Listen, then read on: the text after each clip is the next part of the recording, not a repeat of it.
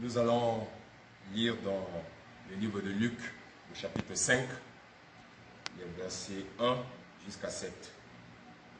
Comme Jésus se trouvait auprès du lac de Génézareth et que la foule se pressait autour de lui pour entendre la parole de Dieu, il vit au bord du lac 2 barques d'où les pêcheurs étaient descendus pour laver leurs filets. Il monta dans l'une de ces barques qui était à Simon. Et il le pria de s'éloigner un peu de terre, puis il s'assit et de la barque, il enseignait la foule. Lorsqu'il eut cessé de parler, il dit à Simon, « Avance en pleine eau et jetez vos filets pour pêcher. » Simon lui répondit, « Maître, nous avons travaillé toute la nuit sans rien prendre. Mais suis ta parole, je jetterai le filet. » L'ayant jeté, ils prirent une grande quantité de poissons et leur filet se rompait.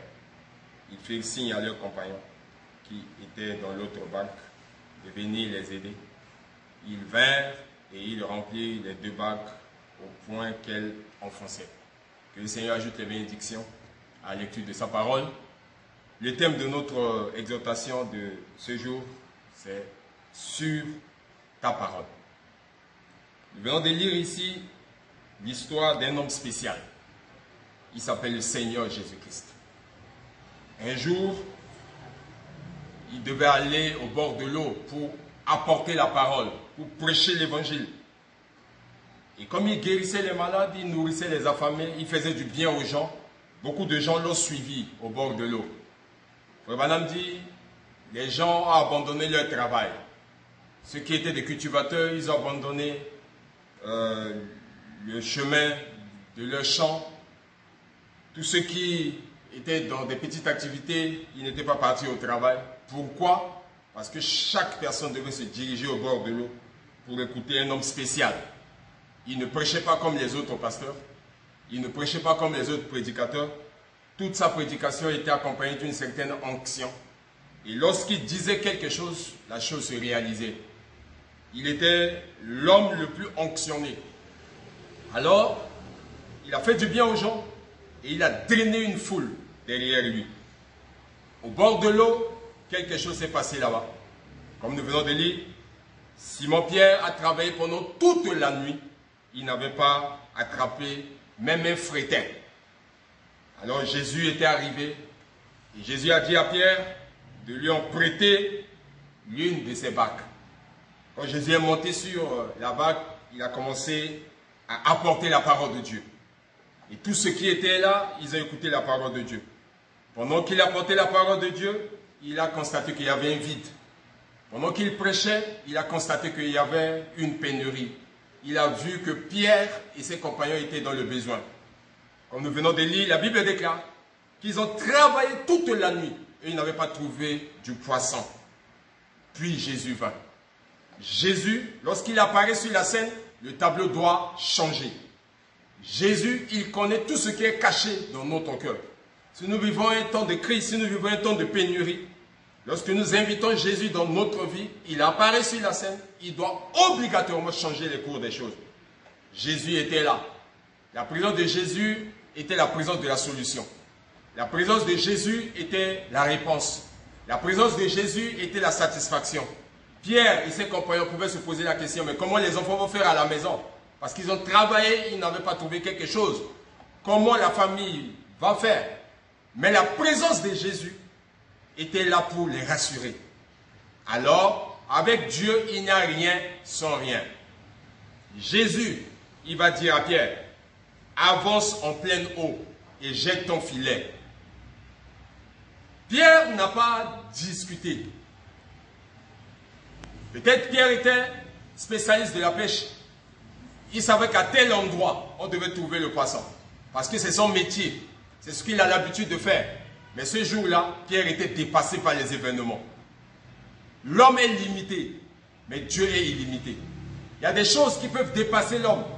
Mais quelque chose ne peut pas dépasser Dieu. Rien n'est impossible à Dieu. Pierre pensait que c'était sa spécialité. Mais Pierre a oublié que Dieu, il est le spécialiste dans tous les domaines. Quand Dieu a fait son apparition sur la scène, il a pallié à l'insuffisance de Pierre. Il dit à Pierre, avoir son plein eau pour jeter ton filet. Écoutez la réponse de Pierre. Nous avons travaillé toute la nuit. Nous n'avons pas trouvé du poisson. Mais comme c'est toi qui l'as dit, sur ta parole, je jetterai le filet. Lorsque Pierre a obtempéré, a accepté, sur la parole du Seigneur, il a jeté le filet, le grand miracle de Dieu s'est produit. Pierre ne pouvait plus retirer le filet. Alors, qu'est-ce que Pierre va faire? La Bible déclare, ils firent signe à leurs compagnons qui étaient dans l'autre barque de venir les aider. Ils vinrent et ils remplirent les deux barques au point qu'elles enfonçaient. La bénédiction qui était destinée pour Pierre était devenue la bénédiction de tout le monde. Dieu cherche une personne pour bénir.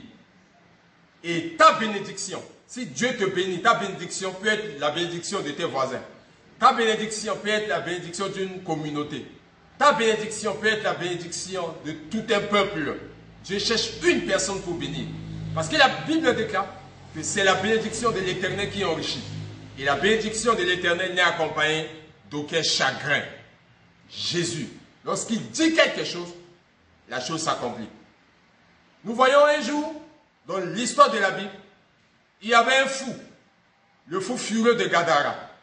Cet homme-là, il a perdu toute la raison. Il n'y avait plus d'espoir pour lui. Il avait quitté sa famille. Il était un fou furieux.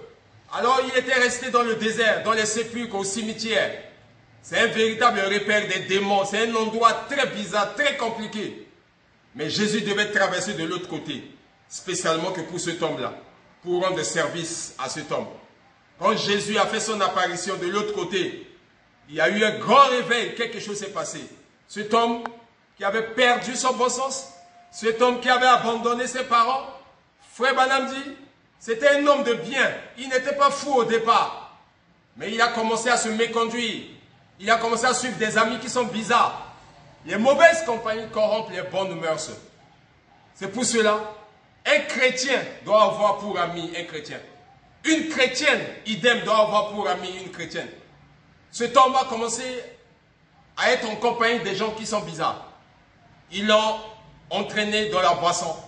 Vous savez, le démon de la boisson est toujours accompagné du démon de la convoitise. Et il a commencé à vivre de la débauche. Il a abandonné sa famille. Il a abandonné ses parents. Il commençait à créer plusieurs bureaux par-ci, par-là. Il était introuvable à la maison. Même la responsabilité au niveau de la communauté de l'église, il n'assumait plus cela. Pourquoi? Parce qu'il avait trouvé de l'argent. Et petit à petit, il a commencé à entasser les démons de l'enfer. Il a entassé. Et plusieurs démons de l'enfer étaient en lui. La Bible parle de légion. Mais, rien n'est impossible à Dieu.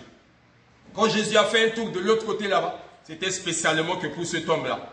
Quand il a été en contact avec la parole, quand cet homme a été en contact avec Jésus-Christ, sa vie a changé. Tous ces démons disparus, il est revenu dans son bon sens. L'histoire se répète pour toi qui m'écoute. Si nous pouvions prendre Dieu au mot sur sa parole, quelque chose de nouveau va se réaliser dans notre vie. Une fois, il y avait 3 jeunes gens qui l'ont pris au mot. Meshach, Shadrach, Abednego. Il y avait une décision royale qui était là. Il y avait une décision pour que ces enfants hébreux puissent ne pas adorer le vrai Dieu, pour qu'ils puissent détourner leur attention vers le Dieu d'Israël et servir un autre Dieu. Ils ont tenu le coup. Et comme conséquence, on devait les jeter dans la fournaise ardente. Ils sont partis dans la fournaise ardente. Mais quand ils sont tombés là-bas, dans cette fournaise, il y avait une 4e personne qui était là. C'était Dieu qui était là pour les sauver. Si toi aussi tu prends Dieu au mot, ce Dieu, il est capable de faire quelque chose pour toi. Sur ta parole, Seigneur. Il y a eu un homme dont l'enfant était mort. Sa fillette de 12 ans. Jésus était en chemin vers la maison de Jairus pour essayer de guérir l'enfant qui était malade. Les gens sont venus pour dire à Jésus que l'enfant est mort. La fille, elle est morte. Tous ceux qui étaient à côté, ils ont dit à Jairus, il ne faut plus importuner le maître, parce que ta fille est rentrée à la maison. Frère Branham dit, je peux voir l'expression de son visage, le visage de Jairus se détériorer. Oh là là, sa fille était morte. Les incrédules étaient à côté pour l'amener à ne pas croire. Mais comme Jésus était là, Jésus est parti. Et Jésus a fait quelque chose pour la fille de Jairus. Il est la fontaine d'eau vive. Il est celui-là qui peut renforcer la foi de quelqu'un qui est découragé. Les gens étaient à côté de Jairus pour dire, la fille est morte, il ne faut plus importuner le maître. Mais le sens de mon message, c'est que nous devons nous tenir sur la parole de Dieu. Parce que la guérison repose sous ses ailes. La réponse est dans sa parole. Même si tu es mort, il est capable de te ressusciter. Même si tu as perdu la vie, il est capable que tu puisses revenir en vie. C'est comme Lazare qui était mort. 3 jours étaient passés. La corruption s'était installée. Mais le 4e jour, Jésus a fait son apparition. Et quand Jésus a fait son apparition, il a pleuré en tant qu'un homme. Mais il a dit à Marthe et à Marie, je suis la résurrection et la vie. Celui qui croit en moi ne mourra jamais. Ils sont allés à la tombe. Jésus a crié d'une voix forte, Lazare, sors! La corruption a écouté la voix de son Créateur. Lazare était revenu à la vie. En ce temps de confinement, en ce temps difficile, ce n'est pas seulement que dans un seul pays qu'il y a des difficultés. Dans tous les pays du monde, il y a des difficultés.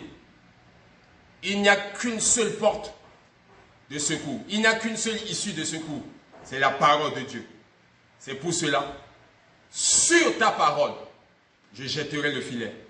Comme Pierre a jeté le filet, Pierre a attrapé un lot de bénédictions. Pendant que tu es en train de m'écouter, tu peux refaire ta vie avec Christ et attraper un gros lot dans la bénédiction. Tu peux refaire ta vie avec Christ. Tu peux me dire que tu as 30 ans, 40 ans, 50 ans, 60 ans, même 70 ans.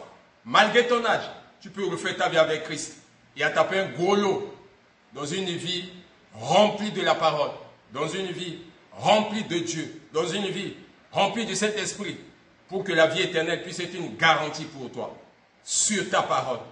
Nous voulons seulement nous appuyer sur la parole de Dieu, pas sur la parole d'un homme, pas un évêque, pas un pasteur, pas un évangéliste, mais le patron des évangélistes, le patron de tous les pasteurs, le véritable berger. Son nom, c'est le Seigneur Jésus-Christ. Il connaît nos besoins, il connaît nos soucis, il connaît nos problèmes. Si nous sommes malades, suis ta parole, Seigneur. Si nous avons des problèmes, suis ta parole, Seigneur. Si nous avons des difficultés, suis ta parole, Seigneur. Pierre n'était pas incrédule. Pierre savait que dans ce jeune homme, il y avait quelque chose de spécial. Et Pierre a dit, j'ai travaillé toute la nuit.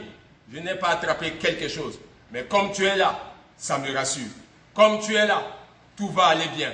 Comme tu es là, je vais remporter la victoire. Suis ta parole. Pierre a finalement remporté la victoire. Pierre a attrapé une grande bénédiction. De la même manière que Pierre a attrapé une grande bénédiction, suis la parole de Dieu. Toi qui m'écoutes, je déclare une grande bénédiction sur toi. Je déclare le succès sur toi. Je déclare l'élévation sur toi. Même si tu es malade, Dieu est capable de restaurer ta santé. Je suis en train de terminer. Un jour, il s'est manifesté à Abraham en tant que Jéhovah El Shaddai, celui-là qui nourrit avec des mamelles. Abraham était fatigué, mais il a rassuré Abraham en disant, je suis capable de te nourrir, de restaurer ta santé. Abraham était vieux, mais la grâce de Dieu et la parole de Dieu a restauré la vie d'Abraham. Abraham était redevenu jeune. L'histoire se répète. Lorsque tu écoutes la parole, la vie éternelle s'installe en toi. Nous devons seulement et uniquement nous focaliser sur la parole de Dieu. Que Dieu vous bénisse tous. Shalom à l'épouse bien-aimée. Dieu Tout-Puissant, Créateur du ciel et de la terre. Sur ta parole, je jetterai le filet. Alors que nous avons jeté le filet sur ta parole, que la bénédiction puisse descendre sur nous. Soutiens-nous et soutiens ton peuple dans le monde entier. Et tous ceux qui sont en train de suivre cette séance de prédication, cette séance d'exhortation. Touche une âme, touche une vie dans le nom de Jésus-Christ. Amen. Je suis le révérend pasteur Abdon Adel Yango de Zoé Tabernacle de Bangui. Retrouvez-nous sur YouTube, Zoé Tabernacle de Bangui. Sur la page Facebook, Zoé Tabernacle de Bangui. Mon numéro de téléphone est le 00 236 75 56 38 88. Que Dieu vous bénisse tous.